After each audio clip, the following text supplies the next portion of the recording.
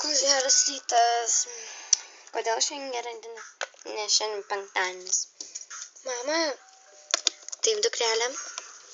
Norėjau tavęs paklausti, mokykloje yra mergaitė su tokia pat pavardė ir biškį į mane panaši. Tikrai. Aš tu, dukrelė, turiu ką pasakyti. Tu turi sesę. Aš sesę turiu?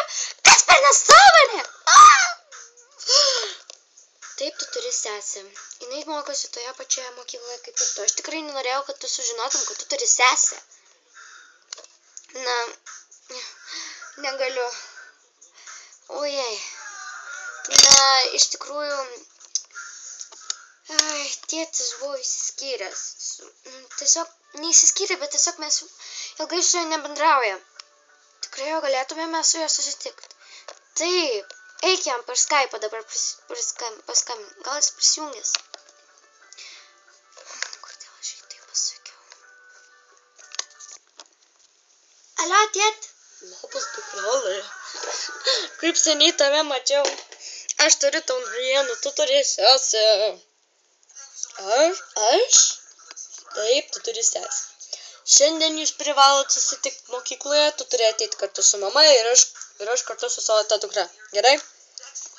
Na gerai. Einam, dukrelė. Bet aš nenoriu.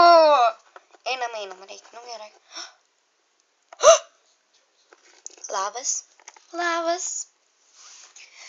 Taigi, mes turim tam tikrus tyrimus atlikti. Gerai, ar jūs tikrai sesės? Gerai, daktarė Filipai. Taip, daktarė Filipai. Ir paimsiu iš jūsų kraują. Duokit letinas. Pala. Gerai. Palaukit valandą. Kai mes seniai matėme. Einam toliau nuo vaikų. Na gerai.